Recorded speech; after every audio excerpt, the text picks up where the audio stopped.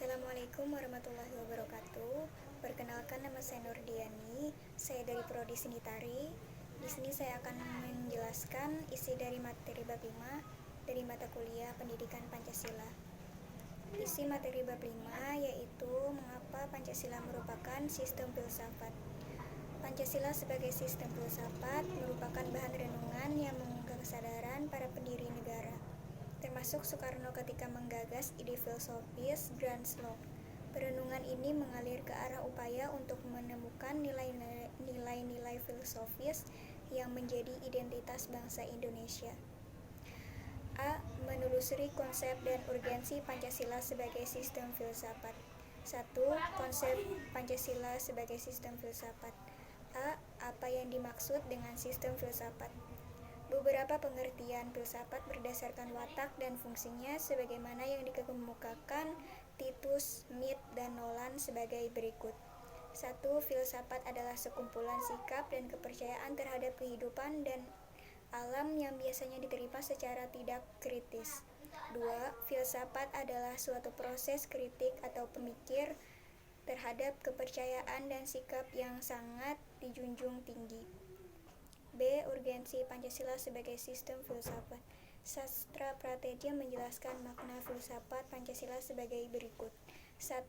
Agar dapat diberikan pertanggungjawaban rasional dan mendasar mengenai sila-sila dalam Pancasila sebagai prinsip-prinsip politik. 2. Agar dapat dijabarkan lebih lanjut sehingga menjadi operasional dalam bidang-bidang yang menyangkut hidup bernegara. B. Menanya alasan diperlukannya kajian Pancasila sebagai sistem filsafat. 1. Filsafat Pancasila sebagai genitivus objektivus dan genitivus subjektivus. Pancasila sebagai genitivus objektivus artinya nilai-nilai Pancasila dijadikan sebagai objek yang dicari landasan filosofisnya berdasarkan sistem-sistem dan cabang-cabang filsafat yang berkembang di Barat.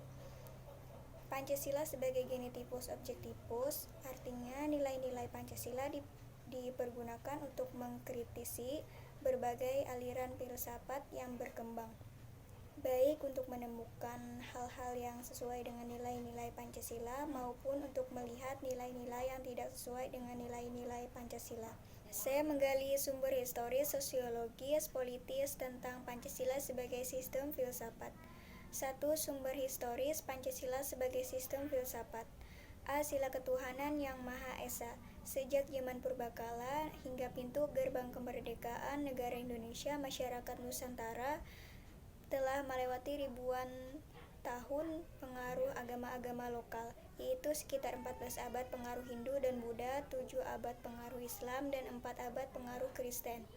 Pada semua sistem religi politik tradisional di muka bumi, termasuk di Indonesia, agama memiliki peranan sentral dalam pendefinisian institusi-institusi sosial. B. Sila kemanusiaan yang adil dan beradab. Nilai-nilai kemanusiaan dalam masyarakat Indonesia dilahirkan dari perpaduan pengalaman bangsa Indonesia dalam menyejarah. Bangsa Indonesia sejak dahulu dikenal sebagai bangsa maritim, telah menjelajah ke berbagai penjuru Nusantara bahkan dunia.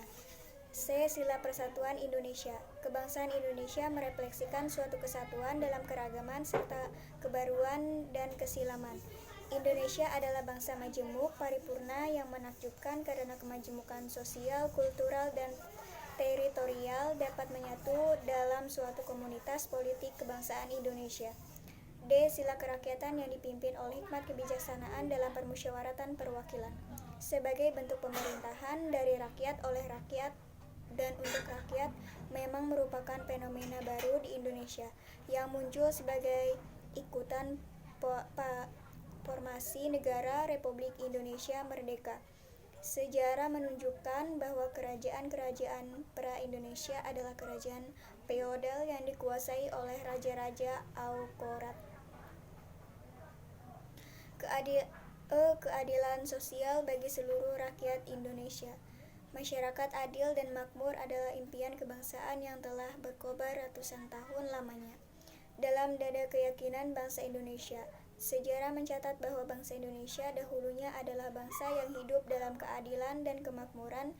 Keadaan ini kemudian dirampas oleh kolonialisme. D. Membangun argumen tentang dinamika dan tantangan Pancasila sebagai sistem filsafat. 1. Dinamika Pancasila sebagai sistem filsafat.